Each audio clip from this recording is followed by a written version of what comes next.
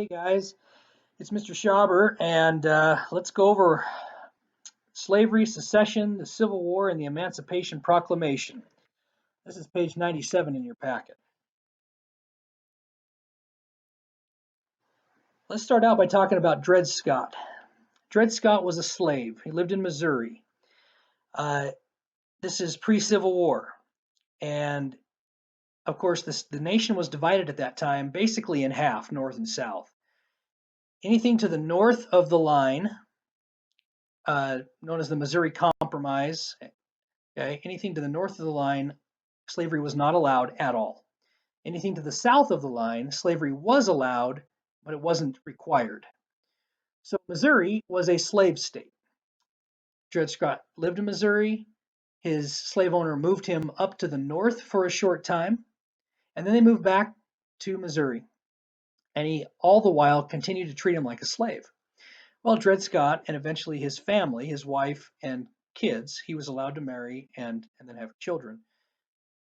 They figured that they should be free people because they were moved to the north and treated like slaves, and slavery wasn't permitted in the north.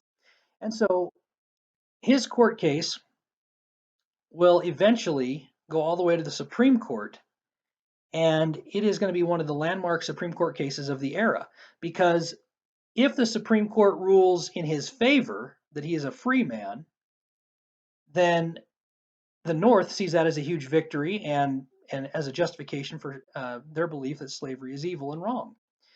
If he loses his case, if the Supreme Court rules against him, then the South will see that as a major victory, and apparently there will be no dividing line anymore between slave and free states. So, long story short, the Supreme Court ruled against Dred Scott in his famous case and said that no, he is to remain a slave.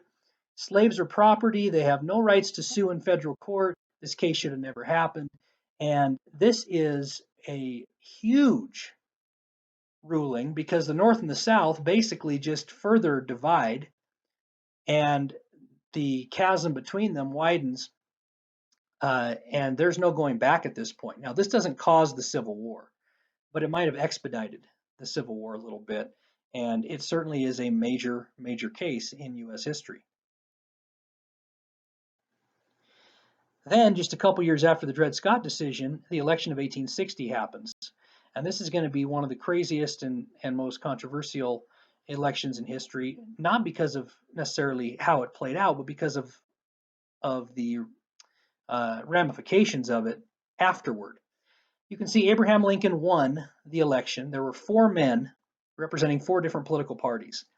Lincoln got all of the states basically in the North, none of the states in the South, but because the North had larger population and more electoral votes because of that larger population in the northern states, Lincoln carried the election. Well, the South is irate. How can a guy get elected president with none of our electoral votes? Not a single one. And if our votes, I guess, don't really matter, then maybe we don't really matter, and maybe we should just break off and form our own country and do our own thing. Well, at first, people kind of thought, well, that's crazy talk. That'll never happen. And then it happened. And you'll see in just a minute how it happened. But Lincoln wins the election, and his whole presidency is going to be marked by this dispute over secession and then the Civil War that results. And so his whole presidency is just crazy, chaotic, and turbulent. But let's talk about secession then. This is how it looked on the map. You can see that the northern states, the Union states that were anti-slavery, are going to be pitted against the southern states who wanted to fight for state rights and to preserve slavery. And half of the country breaks away, right, and forms the Confederate States of America. They have their own president, they have their own Congress, they have their own money system, they have their own flag. They think they're their own nation. And Abraham Lincoln never considers them to be their own country. He never considers them to have done this in a constitutional way. This is unconstitutional, according to Lincoln. He considers himself to be their president. And now a civil war will erupt for 4 years. Hundreds of thousands of lives will be lost, millions of lives will be affected.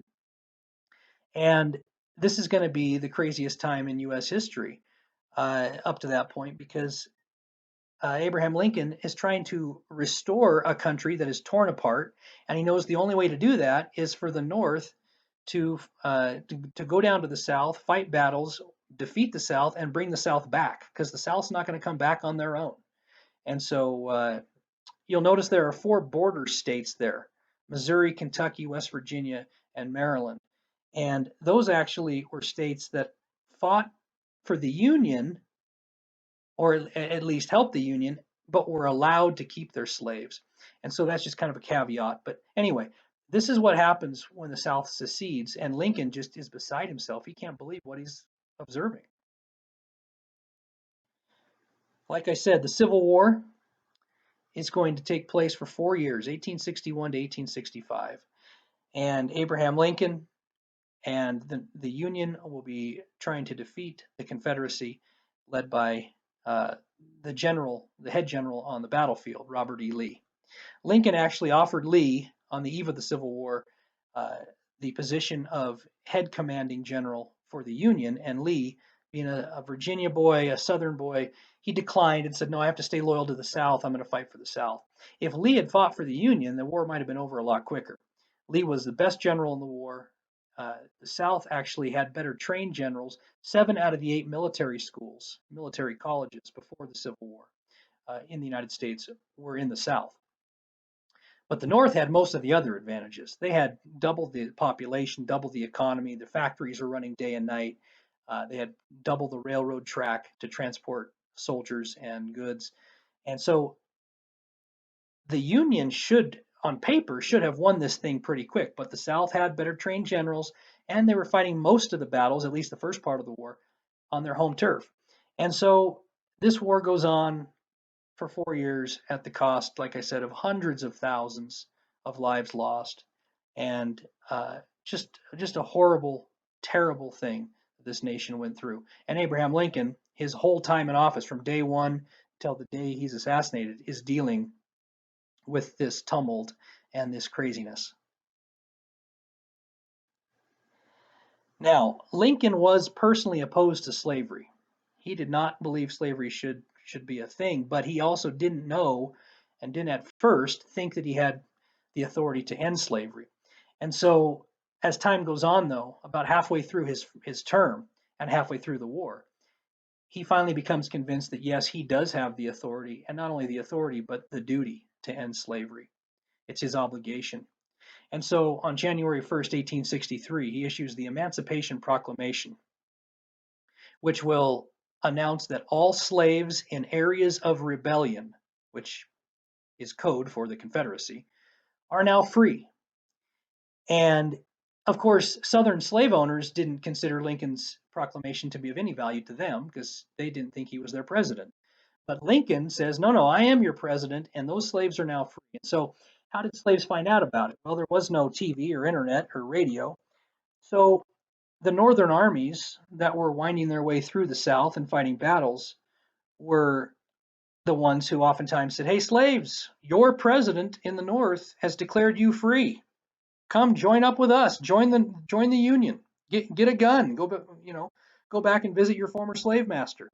And so it is estimated that by the end of the war, 10% of the entire Union Army was African American.